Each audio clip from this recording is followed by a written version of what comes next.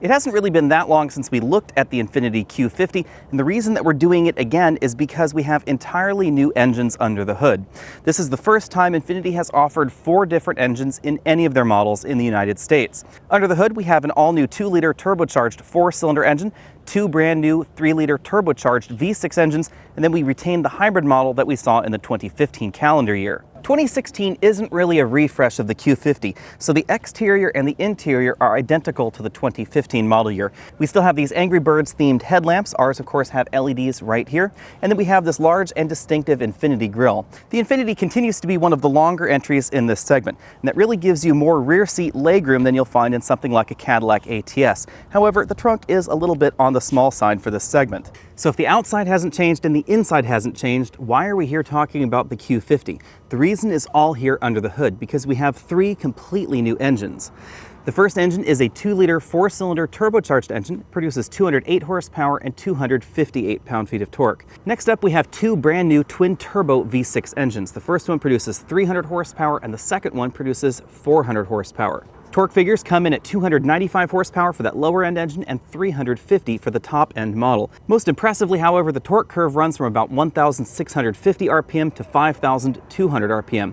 There is still available a 3.5 liter hybrid V6 option, which produces 360 horsepower total. All-wheel drive also continues to be an option in every engine choice, including that hybrid model. These seats are quite comfortable for my body shape. We do have a manual thigh extender right here, adjustable bolsters in our particular model, and a 2-way adjustable power lumbar support. In addition, we have an electric tilt telescopic steering column, which you don't find in every model in this segment. A lot of manufacturers still give you a manual steering column. This is memory linked along with the seat. The rear seats continue to be quite large for this segment. This front seat is adjusted for me at 6 feet tall, driving very comfortably, so you can see I have about 5 inches of legroom left there. Now, one thing you should know is that these front seats do move a decent amount further backwards than you'll find in a lot of the competition. That gives drivers or front passengers with longer legs considerably more room than you'll find in the competition. The rear seats continue to fold in a 60-40 folding fashion, but there is no option to open them from the cabin. You do have to pull the lever back in the trunk. Speaking of the trunk, this is one area where the Q50 disappointed me a little bit, because you would assume that for a vehicle the Q50's size, we would have a larger cargo hold. It's most noticeable when we take a look at 24-inch roller bags like we have right here, shoved all the way to the back of the cargo area. There's not too much room right in front. The Q50's interior has a very similar style to the other Infiniti models, with this sweeping dashboard, very upright cockpit-like style. We have a large bin-style glove compartment over here. The dashboard itself is dominated by this 2-screen navigation and infotainment system. We have 2 large air vents on either side of this upper screen. Now, both screens are actually touchscreen, although they use different technologies. One is a resistive screen and the other one is a capacitive screen. This system struck me as a little bit more intuitive and easier to use than the Acura 2-screen infotainment system, which comes across as a little half-baked in my estimation. Infiniti's touchscreen is a little unusual in this segment because we do have an infotainment controller right here behind the shifter, but as I said, those 2 screens are touchscreens.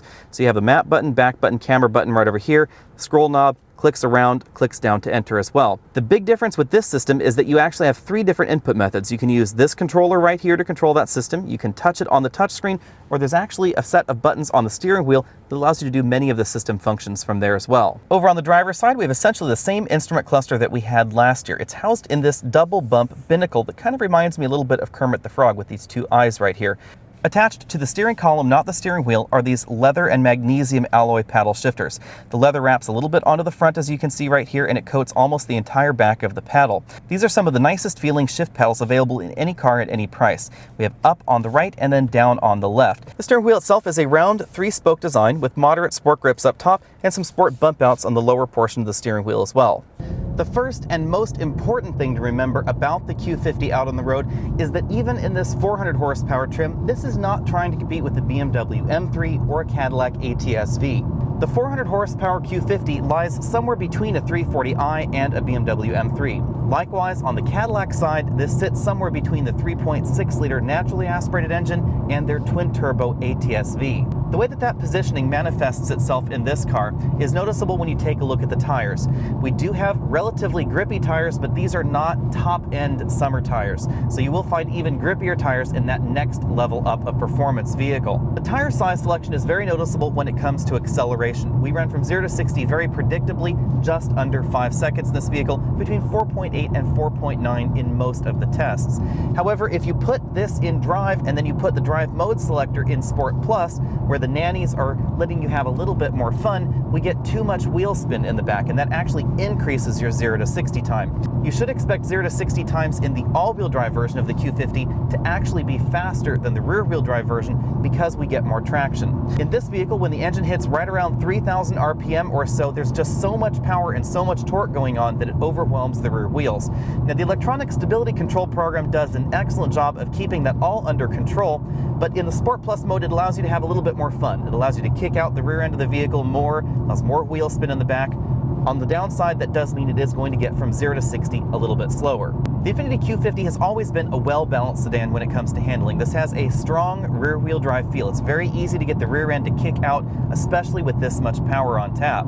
The lateral Gs in this particular vehicle are hampered a little bit by Infiniti's default tire selection. I would prefer something a little bit grippier for the handling as well. Another major change for 2016 is the availability of a dynamic damping system. Now, this is not an air ride suspension like you'll find in the Mercedes-Benz C-Class. This is actually a traditional damper with an electronically controlled valve. That means this feels much more like a traditional suspension. It doesn't have that same floaty-boaty feeling that you do get in air ride suspensions. The last major change that Infiniti made is in the steering system. We have a brand new electric power assist system in most of the Q50 models.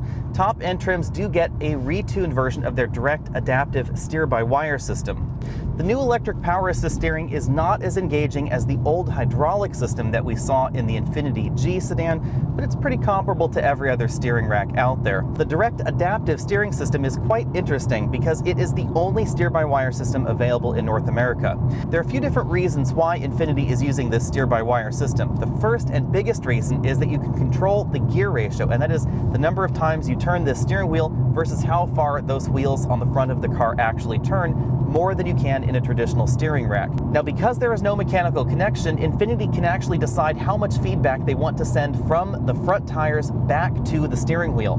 And that means that Infiniti can actually try and cancel out certain external forces on the car. So if we're driving out on a very bumpy road, you won't feel the steering wheel twitch like you would in a traditional steering vehicle.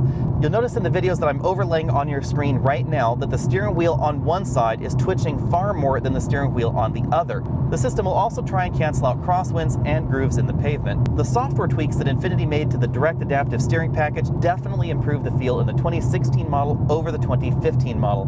However, I suspect that I would personally get the traditional steering rack in the Q50. Aggressive pricing has long been an Infiniti hallmark, and although pricing has not been announced for the 2016 model, I do expect that to continue. For this 400 horsepower trim that we've been looking at here, we're told to expect it to start under $50,000. My guess is right around that $48,000, $49,000 price range, and nicely loaded it will come in right around $55,000 or so. With all of the options added to your 400 horsepower Red Sport version, I expect this will still be under $60,000. And that is an important thing to keep in mind because this is not a Cadillac ATS-V or BMW M3 competitor.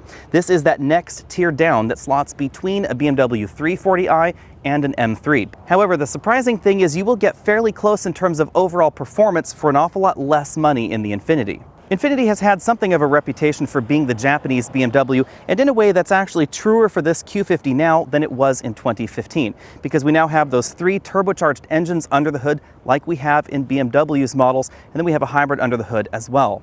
That's different than we see in the Cadillac or the Lexus, because the Lexus IS recently gained a turbocharged engine under the hood, but it's not a top-end turbo, it's actually their bottom-end engine.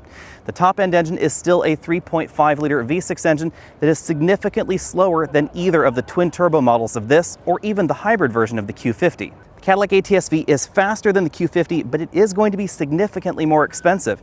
starts just over $60,000, ends up in the mid-70s. The 2016 Q50 gives us more of what we like and less of what we didn't like about the 2015 model. The direct adaptive steering system is now easier to avoid if it's not really your cup of tea. However, you can still get it if you want it. We now have that adaptive suspension system, which improves the ride and the handling of the Q50, and we have those brand new twin-turbo V6 engines under the hood, which are very, very exciting. Although the Q50 still lacks some of the polish and some of the sharpness that we see in the Cadillac and the BMW especially, the Q50 is very, very well priced, and you'll get more power for your dollar, especially in this 400 horsepower version, than you'll find in the 340i or the ATS with its 3.6-liter V6. Thanks for taking the time to check out this video. Again, I'm Alex Dykes, and this has been the 2016 Infiniti Q50. This particular model has been the Red Sport 3.0T 400. Click on that subscribe button down there, and I'll see you next week.